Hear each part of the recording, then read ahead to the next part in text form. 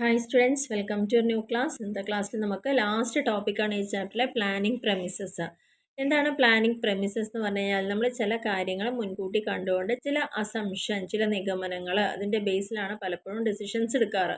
അല്ലെങ്കിൽ അത്തരത്തിലുള്ള അസംഷൻ്റെ ബേസിലാണ് നമ്മൾ പലപ്പോഴും പല തീരുമാനങ്ങളും എടുക്കാറുള്ളത്. അപ്പോൾ അത്തരത്തിലുള്ള ഈ തീരുമാനത്തിലും ചില നിഗമനങ്ങളെ ബേസ് ചെയ്തുകൊണ്ടാണ് നമ്മൾ പല ഡിസിഷൻസ് എടുക്കുന്നത്. അത് നമ്മൾ റൺ ചെയ്തുകൊണ്ടിരിക്കുന്ന ഫേമിൻ്റെ ഇൻസൈഡിലുള്ളതായിരിക്കാം, അല്ലെങ്കിൽ ഔട്ട്സൈഡിൽ അതിൻ്റെ കുറേ കാര്യങ്ങളെ അഫക്റ്റ് ചെയ്യുന്നതായിരിക്കാം. അപ്പോൾ അത്തരത്തിൽ establishment of planning premises is one of the important steps in planning. പ്ലാനിങ്ങിൽ വളരെ പ്രാധാന്യമുള്ളതാണ് ഈ പ്ലാനിംഗ് പ്രമിസസ് എന്ന് പറഞ്ഞു കഴിഞ്ഞാൽ. എന്താണ് ഈ planning premises? R certain assumption about the future on the basis of which the plan was ultimately formulated. നമ്മൾ ഏറ്റവും നമ്മൾ റിഫൈൻ ചെയ്തിട്ട്, അതായത് എല്ലാ പ്രശ്നങ്ങളും തീർത്ത് ലാസ്റ്റ് ഫൈനലായിട്ടൊരു പ്ലാനിങ് നടത്തുമ്പോൾ നമ്മൾ ചില അസംഷന്, ഫ്യൂച്ചറിനെ കുറിച്ചുള്ള ചില അസംഷൻ്റെ ബേസിലാണ് ആ പ്ലാനിങ് ഫോർമുലേറ്റ് ചെയ്തിരിക്കുന്നത്.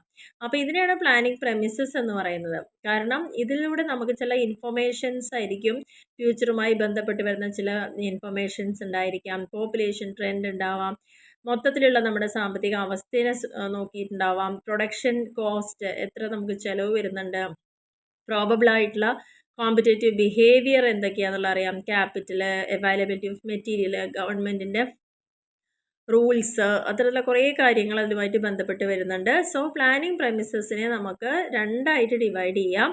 ഇൻറ്റേർണൽ പ്ലാനിംഗ് പ്രമിസസും എക്സ്റ്റേണൽ പ്രമിസസും, പിന്നെ tangible intangible premises and controllable and non controllable premises. അപ്പോൾ അതിന് നമുക്ക് ഫസ്റ്റ് നോക്കേണ്ടത് എന്തിനാണ് ഇൻറ്റേർണൽ ആൻഡ് എക്സ്റ്റേണൽ പ്രമിസസ് എന്ന് പറയും നോക്കാം. Premises may exist within and outside the organisation. ഞാൻ പറഞ്ഞു നേരത്തെ, ഒരു തീരുമാനമെടുക്കുമ്പോൾ നമ്മൾ പല ഫാക്ടേഴ്സിനെ കൺസിഡർ ചെയ്യണം. അത് ഫേമിൻ്റെ ഉള്ളിലുള്ള കുറേ കാര്യങ്ങളുണ്ടായിരിക്കാം, പുറത്ത് ഇതിൻ്റെ കുറച്ച് കാര്യങ്ങളെ അഫക്റ്റ് ചെയ്യുന്ന പുറമേയുള്ള കാര്യങ്ങളുണ്ടായിരിക്കാം. അപ്പോൾ ഇമ്പോർട്ടൻ്റ് ആയിട്ടുള്ള ഇൻറ്റേർണൽ പ്രമിസസ് എന്ന് പറഞ്ഞു കഴിഞ്ഞാൽ നമ്മൾ ഫോർകാസ്റ്റ് ചെയ്യുക, മുൻകൂട്ടി ചില കാര്യങ്ങൾ നോക്കുന്നത്, ചില പോളിസികൾ, ചില പ്രോഗ്രാമുകൾ ഓർഗനൈസേഷനിൽ, capital investment in plant and equipment, competence of management, skill of the labour force, അവിടെയുള്ള ആൾക്കാരുടെ സ്കിൽ എന്താണ്, മറ്റുള്ള റിസോഴ്സുകൾ, abilities of the organisation in the form of machines എത്ര ഉണ്ട്, എത്രത്തോളം അത് വർക്കിംഗ് കണ്ടീഷനിലാണ്, നമുക്ക് ആവശ്യമുള്ള പൈസ, മണി ആൻഡ് മെത്തേഡ്സ്, ചില beliefs, behaviour and values of the owner and employees of the organisation. ഇതെല്ലാം എവിടെ വരുന്ന കാര്യങ്ങളാണ്? ഒരു ഓർഗനൈസേഷൻ്റെ ഉള്ളിൽ വരുന്നതായിട്ടുള്ള കാര്യങ്ങളാണ്. അപ്പോൾ ഇതിനെയാണ് എന്ത് പറയുന്നത്? Internal premises. അപ്പോൾ ഇവിടെ നമ്മൾ എടുക്കുന്ന ചില പ്ലാനിങ് എല്ലാം എന്തിനെ ബേസ് ചെയ്തിട്ടാണ്? ഈ പറഞ്ഞ ഫോമിൻ്റെ ചില പോളിസി, പ്രൊസീജിയർ, അതേപോലെ ability, beliefs, behaviour, values, skill, resource, machine, money, അങ്ങനെ ഒത്തിരി കാര്യങ്ങളെ ബേസ് ചെയ്തുകൊണ്ടാണ് നമ്മളിവിടെ നടക്കുന്നത്. ഇതിനെയാണ് എന്ത് പറയുന്നത്? ഇൻറ്റേർണൽ പ്രമിസസ് എന്ന് പറയുന്നത്. ഇനി എന്തിനാണ് എക്സ്റ്റേണൽ പ്രമിസസ് എന്ന് പറഞ്ഞത്? അതിന് 3 ഗ്രൂപ്പ്സ് ആയിട്ട് പറയുന്നുണ്ട്. ഒന്ന് ബിസിനസ് എൻവയോൺമെൻറ്റ്, അതിൽ factors that influence the demand for the products of the organisation. നമ്മുടെ ഓർഗനൈസേഷനിലെ പ്രോഡക്റ്റിനുള്ള ഡിമാൻഡിനെ ഇൻഫ്ലുവൻസ് ചെയ്യുന്ന factors which after the resources available to the organisation. ഓർഗനൈസേഷന് എന്തോരം റിസോഴ്സുകൾ അവൈലബിൾ ആണ്. External premises are those premises which are external to the enterprises. ബിസിനസ്സിന് തൊട്ട് പുറത്ത് നിൽക്കുന്ന കാര്യങ്ങൾ, എന്നാൽ ഇവയെല്ലാം ഇതിൻ്റെ തീരുമാനങ്ങളെ വളരെയധികം സ്വാധീനിക്കുന്നുണ്ട്.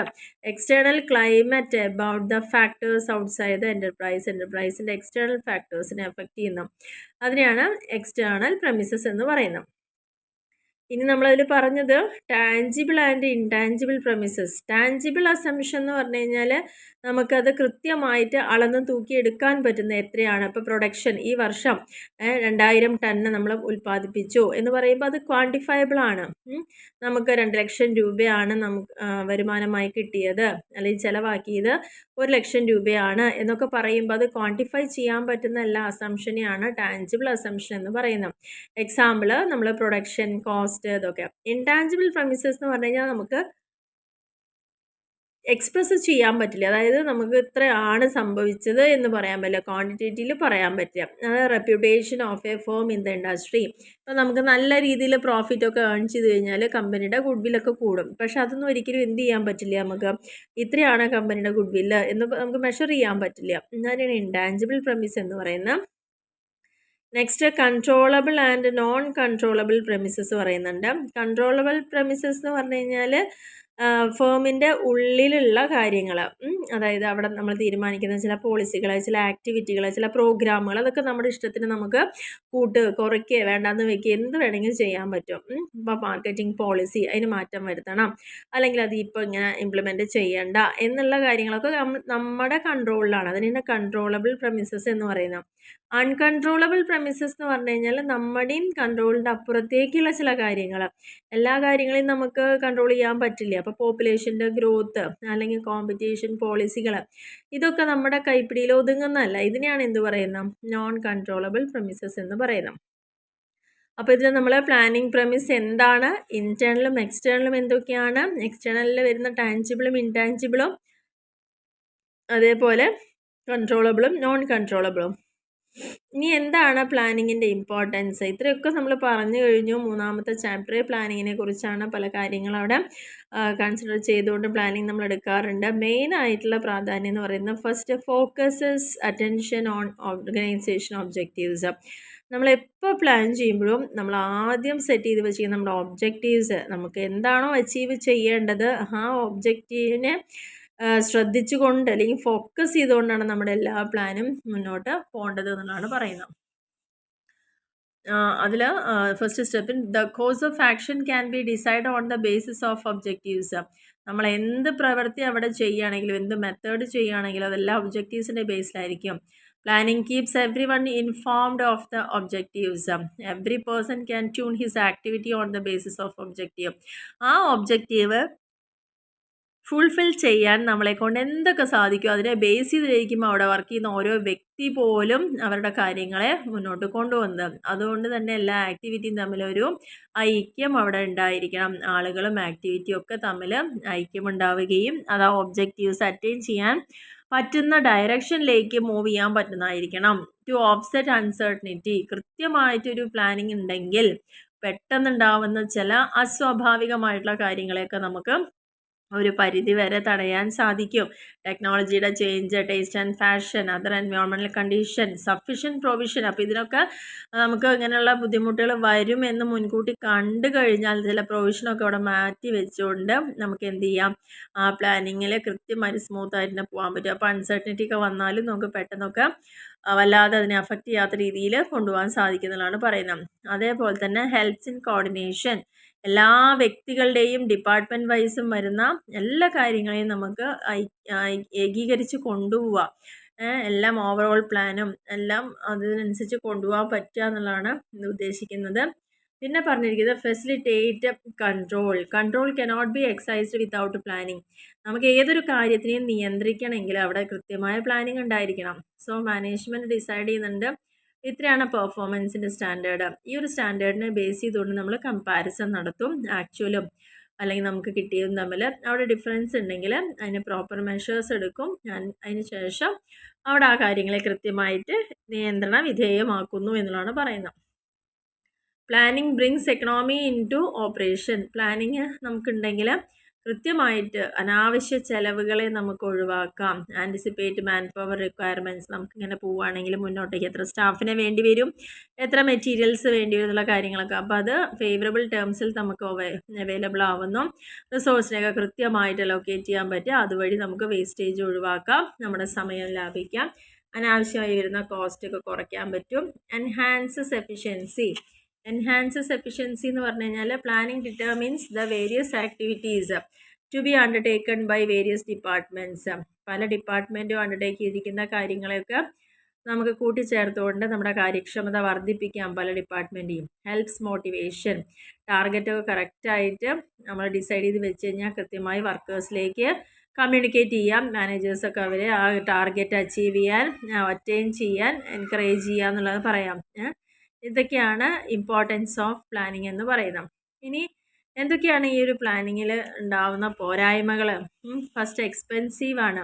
എക്സ്പെൻസീവ് എന്ന് പറഞ്ഞു കഴിഞ്ഞാൽ എന്താ, പ്ലാനിങ് എപ്പോഴും നമുക്കറിയാലോ അതൊരിക്കലും നിൽക്കുന്നില്ല.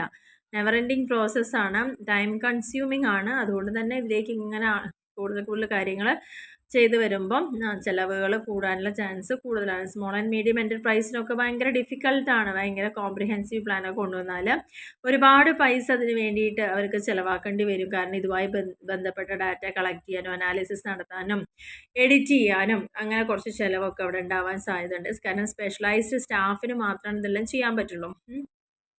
Lack of reliable data. ഇനി നമ്മൾ നേരത്തെ പറഞ്ഞ ഡാറ്റയൊക്കെ കളക്ട് ചെയ്തു എന്നൊക്കെ പറഞ്ഞാലും നമുക്ക് കിട്ടുന്ന ഡാറ്റ നമ്മുടെ ആവശ്യത്തിന് ഉപകരിക്കാൻ പറ്റിക്കൊള്ളുന്നില്ല. അത് ചിലപ്പം അപ്ഡേറ്റഡ് ആവില്ല.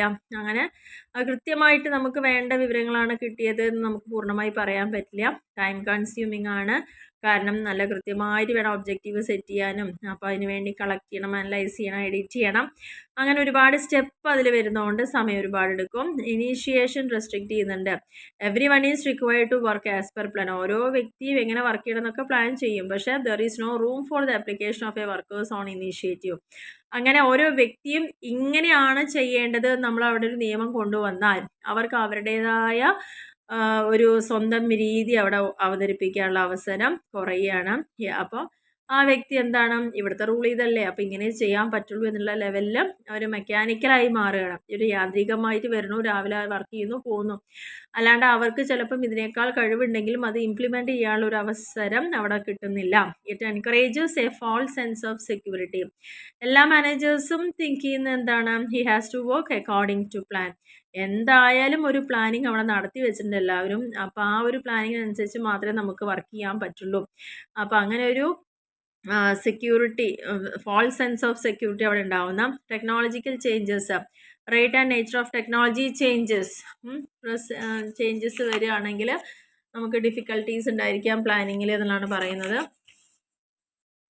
The plan are prepared under the existing technology. ഇപ്പോൾ നിലവിലുള്ള ടെക്നോളജി വെച്ചുകൊണ്ടാണ് നമ്മൾ പ്ലാൻ ചെയ്യാം. അപ്പോൾ ടെക്നോളജി പെട്ടെന്നൊക്കെ ചേഞ്ച് ആയിക്കഴിഞ്ഞാൽ ഒരുപാട് പ്രോബ്ലം ഒക്കെ വരും. അങ്ങനെ വരുമ്പോൾ നമ്മുടെ കോസ്റ്റ് ഓഫ് പ്രൊഡക്ഷനൊക്കെ അവിടെ കൂടും.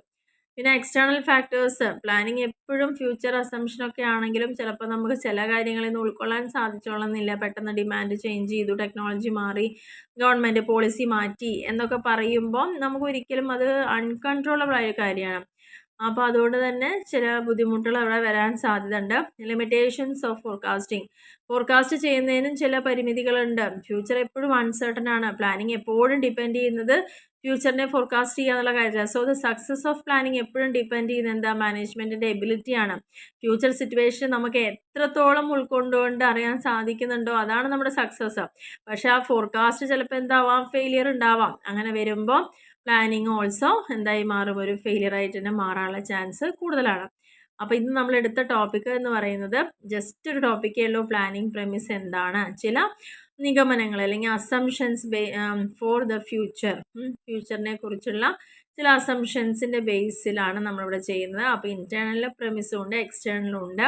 ഇൻറ്റേർണൽ പ്രെമിസ് പറഞ്ഞാൽ വിത്തിൻ ദ ഓർഗനൈസേഷനിൽ വരുന്ന കാര്യങ്ങൾ. ഔട്ട്സൈഡ് ഓർഗനൈസേഷൻ ആണെങ്കിൽ എക്സ്റ്റേണൽ പ്രെമിസസ് ആണ്. പിന്നെ ഡിവൈഡ് ചെയ്തിരിക്കുമ്പോൾ ടാഞ്ചിബിളും ഇൻടാഞ്ചിബിളും കൺട്രോളബിളും നോൺ കൺട്രോളബിളും ഉണ്ട്. പിന്നെ ഇമ്പോർട്ടൻസ് നമ്മൾ നോക്കി, പ്ലാനിങ്ങിൻ്റെ ഇമ്പോർട്ടൻസ് എന്താണ്, അതേപോലെ തന്നെ അതിൻ്റെ ലിമിറ്റേഷനും. അപ്പോൾ ഈ ഒരു ടോപ്പിക്ക് എല്ലാവർക്കും ക്ലിയർ ആയെന്ന് വിചാരിക്കുന്നു.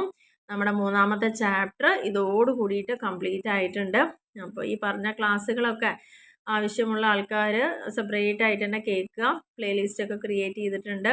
അപ്പോൾ അതിൽ ഒരുവിധം ചാപ്റ്റേഴ്സും കവർ ചെയ്ത് കഴിഞ്ഞു. ഇനി ഒരു ചാപ്റ്ററും കൂടി പെൻഡിങ് ഉള്ളൂ. അപ്പോൾ ആ ചാപ്റ്ററും കൂടി വരികയാണെങ്കിൽ തീർച്ചയായിട്ടും നമ്മുടെ ഫസ്റ്റ് സെം BBAയുടെ management concept, theory and practice അവിടെ കംപ്ലീറ്റ് ആയി. മാനേജ്മെൻറ്റ് തിയറി ആൻഡ് പ്രാക്ടീസ് അവിടെ കംപ്ലീറ്റ് ആവും. Okay, thank U.